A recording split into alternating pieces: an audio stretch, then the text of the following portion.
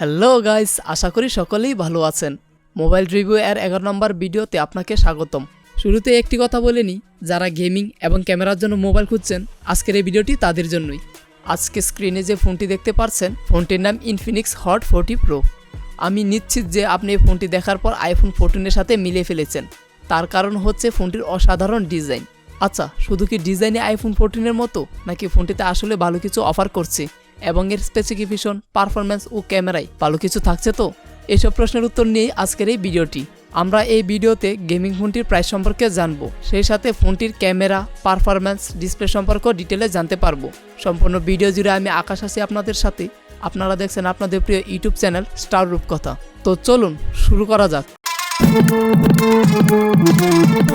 বন্ধুরা, আমি শুরুতেই বলেছি এই গেমিং ফোনটি সম্পূর্ণ আইফোনের ডিজাইনের মতো লাগে। অন্যান্য ফোনগুলোতেও যেমন আমরা এরকম ডিজাইন দেখেছি, শুধুমাত্র 3টি ক্যামেরার মধ্যে সীমাবদ্ধ ছিল, এখানেও তার কোনো ব্যতিক্রম নয়। যেমনটা দেখতে পাচ্ছেন, একদমই আইফোনের মতো সিমিলার কিছু করার চেষ্টা করেছি। তাই এই ফোনটির ডিজাইনের জন্য ইনফিনিক্সকে ধন্যবাদ জানাচ্ছি। যাই হোক, ফোনটির ফ্রন্টে গ্লাস ব্যবহার করা হয়েছে। ফোনটির ফ্রেম যেমন প্লাস্টিকের, তেমনি ফোনটির ব্যাক প্যানেলে কাচের মতো প্লাস্টিকের ব্যবহার করা হয়েছে, যা ফোনটিকে ময়লা এবং আঙুলের ছাপ থেকে রক্ষা করবে। ফোনটির উচ্চতা 6.64 ইঞ্চি এবং প্রস্থে 3.02 ইঞ্চি। ফোনটির থিকনেস 8.3 মিলিমিটার এবং এর ওজন 199 গ্রাম। তো চলুন ফোনটির পোর্ট অ্যান্ড বাটনগুলো দেখে আসি। ফোনটির নিচে রয়েছে 3.5 মিলিমিটারের jack, microphone, USB type C port এবং স্পিকার গ্রিল। এবং ফোনটির ডান দিকের উপরের দিকে রয়েছে ভলিউম আপ ও ভলিউম ডাউন বাটন ও তারই নিচে রয়েছে পাওয়ার অন অফ বাটন। ফোনটি সাইড মাউন্টেড ফিঙ্গারপ্রিন্ট হওয়ায় এই পাওয়ার অন অফ বাটনই ফিঙ্গারপ্রিন্ট সেন্সর ব্যবহার করা হয়েছে এবং তা খুব দ্রুত কাজ করতে দেখা গেছে। ফোনটির বামে সিম কার্ড স্লট রয়েছে। এখানে দুটি ন্যানো সিম কার্ড ব্যবহারের পাশাপাশি একটি মাইক্রো এসডি এক্সি ডেডিকেটেড স্লট ব্যবহার করতে পারবেন। এবং ফোনটির উপরের দিকে রয়েছে স্পিকার, অর্থাৎ স্টেরিও স্পিকার অফার করছে এই ফোনটি। এই ফোনটি 4টি দুর্দান্ত কালার ভেরিয়েন্টে পাওয়া যাবে। কালার ভেরিয়েন্টগুলো হচ্ছে প্লাম ব্লু, হরিগন গোল্ড, স্টারলাইট ব্ল্যাক এবং স্টারফ্রন গ্রিন। বন্ধুরা, কালারের কোন ভেরিয়েন্টটি আপনার কাছে বেশি ভালো লেগেছে তা অবশ্যই কমেন্ট করে জানাতে ভুলবেন না। তো বন্ধুরা, এখন ডিসপ্লেতে আসি। ইনফিনিক্স হট 40 প্রো, এতে ব্যবহার করা হয়েছে বিশাল সাইজের 6.78 ইঞ্চির ফুল এইচডি প্লাস একটি IPS LCD capacitive touchscreen display, যার রেজলিউশন হচ্ছে 2060x1080 পিক্সেল এবং স্মুথ পারফরম্যান্সের জন্য এখানে 120 হার্জ এর ফাস্ট রিফ্রেশ রেট রয়েছে, যা মোবাইলটি সফটওয়্যার অনুযায়ী পরিবর্তন হতে দেখা যাবে। আর টাচ স্যাম্পিং রেটে 240 হার্জ রয়েছে। এই ফোনটির ডিসপ্লেতে 16 মিলিয়ন কালার দেখা যাবে। ফোনটিতে পিক ব্রাইটনেস 500 নিটস পেয়েছি, তবে বাজেট অনুযায়ী আর একটু বেশি হলে ভালো হতো। ডিসপ্লেটি এলসিডি হলেও আমার কাছে বেশ ভালো লেগেছে। ওভারঅল ডিসপ্লে এবং ডিজাইন আপনার কাছে কেমন লেগেছে তা কমেন্ট করে জানাতে পারেন। এবার আসুন ইনফিনিক্স হট 40 প্রো এর স্পেসিফিকেশন সম্পর্কে বিস্তারিত জানি। এখানে ব্যবহার করা হয়েছে বেশ শক্তিশালী একটি প্রসেসর, যা 6 ন্যানোমিটারের মিডিয়াটেক হেলিওজিন 99। এই প্রসেসরটি সম্পর্কে নতুন করে বেশি কিছু বলার দরকার নেই। হাই গ্রাফিক্সে গেম খেলা সহ মোটামুটি সব কাজই হ্যান্ডেল করতে পারে এই প্রসেসরটি। এই ফোনটির স্টোরেজের দুটি ভেরিয়েন্ট আমাদের দেশে এসেছে। প্রথম ভেরিয়েন্টটি হচ্ছে 8GB র্যামের সাথে 128GB রম। এই ভেরিয়েন্টটির দাম হচ্ছে মাত্র 19,999 টাকা। অন্য ভেরিয়েন্টটি হচ্ছে 8GB র্যামের সাথে 256GB রম। এখানে র্যামের ভেরিয়েন্ট হচ্ছে LPDDR4X এবং রমের ভেরিয়েন্ট হচ্ছে UFS 2.2। ফোনটির জিপিইউ হচ্ছে Mali G57 MC2। এ কারণে গেমিংও কিন্তু ভালোভাবে করা যাবে। এই গেমিং ফোনটিতে 5000 এমপিআরের ব্যাটারি রয়েছে, সাথে থাকছে 33 ওয়াটের চার্জার। আর ইনফিনিক্স দাবি করছে এই চার্জার দিয়ে চার্জ করলে 35 মিনিটের মধ্যে 48% চার্জ হয় এবং 100% চার্জ হতে 1 ঘন্টা 27 মিনিট সময় লাগবে। বন্ধুরা, এখানে আরও একটি দারুণ জিনিস রয়েছে, এটা হলো ম্যাজিক রিং, যা আইফোনের ডাইনামিক আইল্যান্ডের মতোই কাজ করে।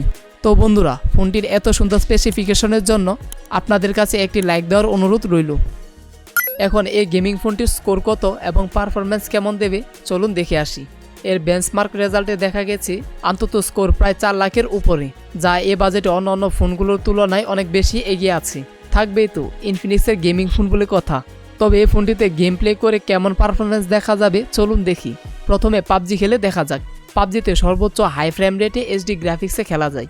এই হাই সিটিংয়ে 20 মিনিটের উপর খেলার পর ফোনটি হালকা একটু হিট হয়েছিল, যা একদমই স্বাভাবিক। তবে দীর্ঘ সময় একদম হাই সেটিংয়ে গেম প্লে করলে একটু লেগের শিকার হতে পারেন। তাই আমার সাজেস্ট থাকবে নর্মাল গ্রাফিক্সে গেম প্লে করেন, তাহলে দীর্ঘ সময় ফোনটি আরও স্টেবল পারফরম্যান্স ধরে রাখতে পারবে।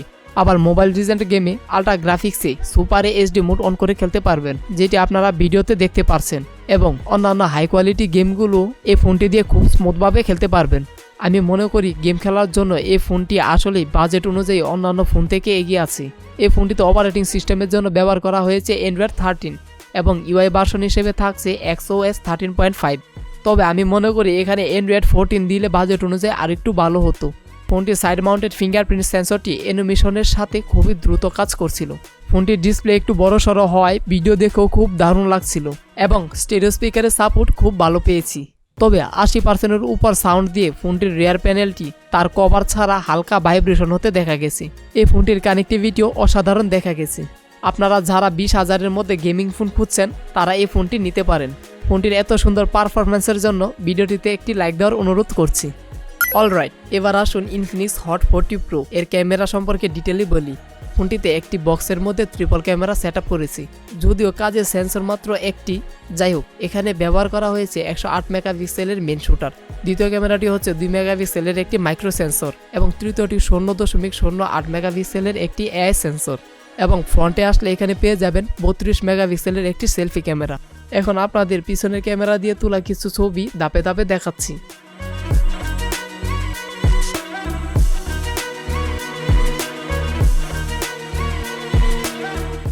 এই গেমিং ফোনটির পিছনের মেন শুটার দিয়ে সর্বোচ্চ 30 fps এ 2K পর্যন্ত ভিডিও রেকর্ড করতে পারবেন। তবে এখানে কোনো স্টেবিলাইজেশনের সুবিধা রাখা হয়নি। এখানে এর উল্টো স্টাডি মোড আছে। ভালো ব্যাপার হলো এর ফ্রন্ট ক্যামেরা দিয়েও 30 fps এ 2K পর্যন্ত ভিডিও রেকর্ড করতে পারবেন। বন্ধুরা, এত সুন্দর ক্যামেরার জন্য একটি শেয়ার করে দেওয়ার আপনার কাছে অনুরোধ রইল। যাই হোক, এই ফোনটির বিশেষ করে ডিসপ্লে এবং ক্যামেরা ওভারঅল আমার কাছে বাজেট অনুযায়ী খুবই ভালো লেগেছে। আপনার কাছে কেমন লেগেছে তা কমেন্ট করে জানাতে ভুলবেন না। যদি ভিডিওটি ভালো লেগে থাকে তাহলে অবশ্যই লাইক এবং শেয়ার করতে ভুলবেন না। আমাদের চ্যানেলে নতুন হয়ে থাকলে অবশ্যই সাবস্ক্রাইব করে পাশে থাকবেন। তো আজকে এখানে বিদায় নিচ্ছি। দেখা হবে আবার সামনের কোনো এক নতুন ভিডিওতে। ততক্ষণ পর্যন্ত ভালো থাকবেন। এতক্ষণ আমার সাথে থাকার জন্য আপনাকে অসংখ্য ধন্যবাদ।